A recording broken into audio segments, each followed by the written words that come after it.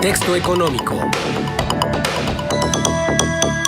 Está con nosotros ya Daniel González, economista, y a ti te escuchamos, Daniel. Gracias por estar con nosotros. Gracias, Marcela. Buenos días, licenciado Juan, a los radioescuchas de Contextos, y feliz día de 14 de febrero, lo que sea que signifique, ¿verdad? Digo, para todos es distinto, ¿no? Bien, lo que traemos hoy es el tema de los salarios en términos reales y cómo mejoraron durante el sexenio que terminó.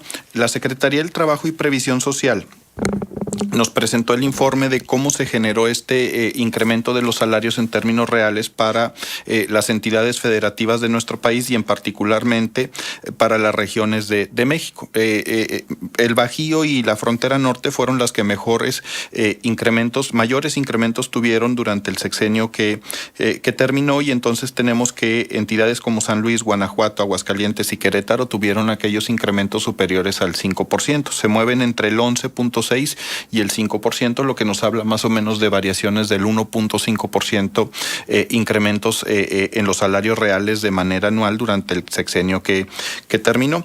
Y esto, según los especialistas, tiene que ver por las actividades estratégicas que estuvieron realizando estas entidades de manera colaborativa, es decir, se estuvieron desarrollando proyectos en conjunto para la atracción de inversión, sobre todo extranjera directa, y el desarrollo del sector aeronáutico y automotriz. Pero el dato relevante es que se ve un reflejo significativo por la capacidad que tuvieron de organizarse para desarrollar proyectos estratégicos a largo plazo y de manera común. Y el segundo lugar es, por supuesto, la frontera norte, pues por el tema de su cercanía con Estados Unidos y la ventaja competitiva natural que se tiene, y que se logró desarrollar tanto la industria textil como la producción alimenticia. Sin embargo, estos sabemos ya son sectores estratégicos y de mucho tiempo, y no tuvieron una relevancia tan importante como en el Bajío. Es importante destacar que, por ejemplo, Coahuila tuvo un incremento durante este sexenio del 10.47% en términos salariales reales, y fue el tercer estado con mayor crecimiento en este concepto durante el sexenio del presidente Peña Nieto. Ese 10.6%, ¿acumulado en los 6 años o promedio anual? Acumulado en los 6 años. Por eso se mide en términos reales. O sea que habría que dividir ese 10.6 entre 6. Entre 6, sí. Y nos está dando un crecimiento del 1% que de manera significativa, bueno, tiene una mejoría pues constante, ¿no? No se presenta en términos negativos, pues como la región del sur, en donde lo que está reflejando es la crisis del petróleo que se vivió durante el sexenio pasado. Recordemos que, por ejemplo, Campeche perdió el 30% de su fuerza laboral formal durante el sexenio anterior.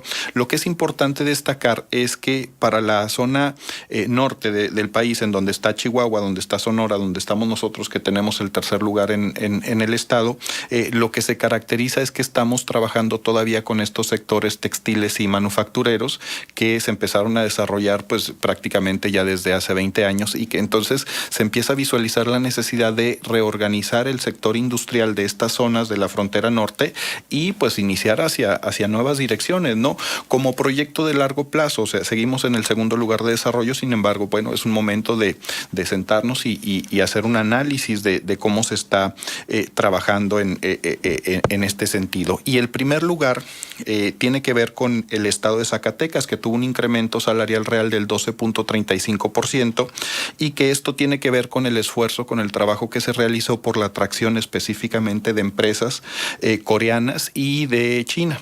Así lo manifiesta el gobierno del estado, en el sentido que esto permitió pues que se revalorara el salario pues en un promedio de 2% anual para este estado. Y nada más bueno, pues para el comentario es importante destacar también que para el estado de Durango el incremento fue de 6.8%, que está en media tabla, pero pues también no fue en términos negativos. Por ejemplo, Oaxaca tuvo un decremento del 0.03% durante este sexenio, y bueno, pues habla mucho del comportamiento económico de estas entidades. Y esto lo cruzamos ¿Y con luego que... eso cómo baja los municipios, Daniel?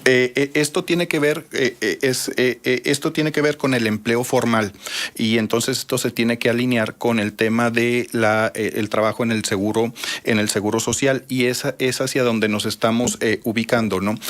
Parte de esta mejoría que se está dando sobre todo en el Bajío tiene que ver con el incremento al salario mínimo que se había venido dando. En la frontera norte no teníamos el problema de que se estuviera pagando en los sectores económicos salarios mínimos, por eso tiene un crecimiento mucho más importante aquella región. Pero cuando nosotros lo cruzamos con el tema de generación de empleos que se da durante enero, tenemos que Quintana Roo, que tenemos que Nuevo León y Jalisco son los estados que más generación de empleo están teniendo en enero. De hecho, estos 3 estados son los que más empleo generan. Nuevo León, bueno, en primer lugar Jalisco, Nuevo León y Quintana Roo son los estados que más. ¿Jalisco qué tipo de empleo genera? Tiene un sector industrial importante, muy importante. Pero Quintana Roo evidentemente es turístico, 100% turístico. Y lo que podemos ubicar es que son sectores también tradicionales de la economía mexicana, pero el dato importante es que tuvieron el mejor enero desde 1998 en generación de empleo. Entonces, por un lado vemos cómo los sectores novedosos como el aeroespacial, la aeronáutica, están teniendo mejorías en términos salariales. Sin embargo, las actividades económicas que todavía siguen atrayendo mayor generación de empleo son las entidades que tienen sectores estratégicos tradicionales. De Jalisco y de Nuevo León, por lo menos, no es de ahora. No, tiene muchos años, ¿no? Sí. Por supuesto. Y tenemos el dato también que nos va a contrastar con el tema, por ejemplo, de que la Ciudad de México y que el Estado de México tuvieron los peores eneros en los últimos años, puesto que tuvieron decremento en la generación de empleo formal durante este enero. Y entonces esto también tiene que ver con cómo la región del centro del país, que estaba generando encima del 40% del Producto Interno Bruto de nuestro país, empieza a tener ya problemas y se empieza a trasladar el sector industrial hacia la parte del Bajío. Vemos cómo las actividades, a pesar de las condiciones económicas, por supuesto. Económicas y de seguridad.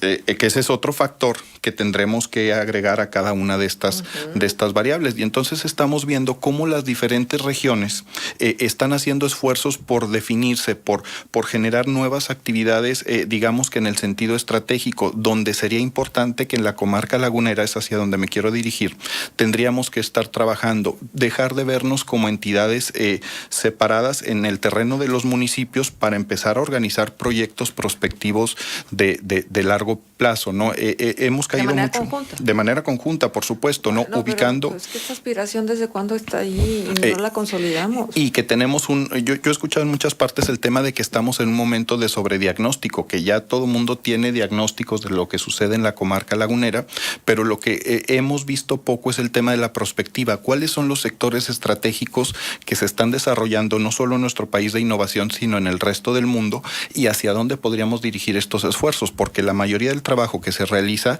es en apoyar pues las actividades productivas que tradicionalmente han estado funcionando. Oye, ¿no? por ejemplo, el terreno de las energías limpias. Sí, de un terreno que nosotros pudiéramos explotar de una manera impresionante, sobre todo con la cantidad de días de sol que tenemos. Y que se detiene mucho por el tema del tema académico, el tema universitario, en donde de dónde vamos a generar estos especialistas que vayan a coadyuvar y generar la innovación que se requiere en estos sectores, pues que son novedosos y que pintan para ser detonantes para las economías del futuro, tendría ¿no? que embonar y traslaparse la actividad universitaria con la realidad del mercado. Que le llaman la famosa triple hélice, ¿no? Donde gobierno, donde empresa y donde universidades empiecen a hacer este tipo de trabajos. Y bueno, esta plática, concluirla, Marcela, recordando cómo la semana pasada hablábamos de cómo la confianza del consumidor tuvo un incremento muy importante durante su medición del mes de enero, pero por otro lado vemos cómo el Bank of America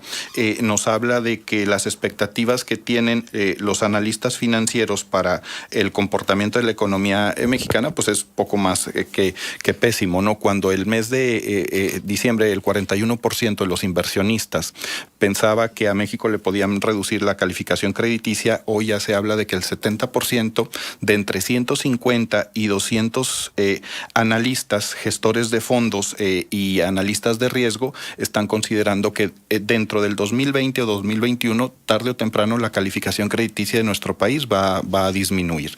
Y entonces vemos cómo por un lado el sector financiero maneja ciertas expectativas y por el otro lado el consumidor de a pie tiene otra visión de la economía mexicana. Y esto lo cierro con la declaración que nos da la directora del Fondo Monetario Internacional, Christine Lagarde, donde nos avisa que se visualiza ya una tormenta en el escenario económico mundial. Pero tormenta, en serio, porque primero habían sido así como datos de, ay, están los focos amarillos prendidos, tal.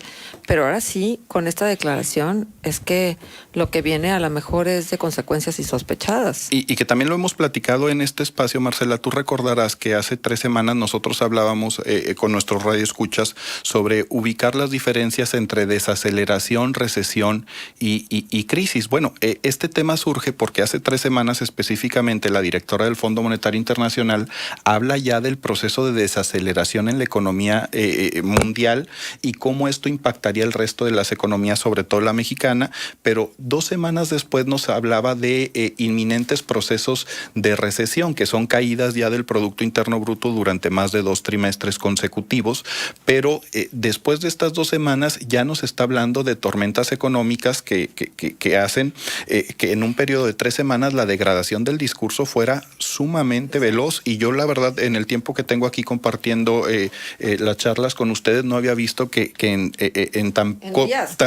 cuestión de días sí, el discurso pasara de la desaceleración a la recesión y ahora se hablara de tormentas Exacto. económicas. La verdad es un tema que tendremos que analizar más a profundidad. Por eso te digo, a mí me parece que lo que pudiera avecinarse, pues como que puede ser muy serio, muy grave. Así es, ¿no? Y que son el resultado de tanto de las tasas de interés como la guerra comercial entre Estados Unidos y China, que ya están dejando un impacto significativo. Por eso es que las recomendaciones se repiten una y otra vez, y son las mismas, Daniel, por lo menos en lo que tiene que ver en la economía de cada uno de nosotros. Porque dices, bueno, pues eso a lo mejor pasa quién sabe dónde, ¿no? Y que se preocupen los que tienen mucho, o que se preocupen los que van a perder más, pues lamento decir que las mayores víctimas de estas tormentas no son ellos, somos nosotros. Y lo presenta la directora del Fondo Monetario Internacional, que dice, esta situación de inestabilidad económica en esta nota que sale, me preocupa mucho por el momento en el que se da, en donde las familias y las empresas tienen altos niveles de endeudamiento por las tasas de interés tan bajas que se tuvieron durante años anteriores. Y entonces ese mensaje también es muy importante, y sobre todo en estos tiempos de 14 de febrero. A eso me refiero. Fíjate, estaba escuchando las expectativas de cuánto se gasta un hombre y cuánto se gasta una mujer el 14 de febrero. Las mujeres rondan más o menos los 900 pesos, pero los hombres se pueden gastar hasta 2,500 y 3,000 pesos. Y estamos diciendo hombres, los jóvenes, ¿sí? Porque generalmente ya cuando llegas a una cierta estadía de la relación de pareja o de edad, ya no celebras con el mismo ímpetu una fecha como esta. Que el 14 de febrero es para los chavos. ¿Estamos de acuerdo? Estamos de acuerdo, ¿sí? ¿no? Entonces, hacia ellos está dirigida la mercadotecnia. Entonces, más o menos eso es lo que se gastan.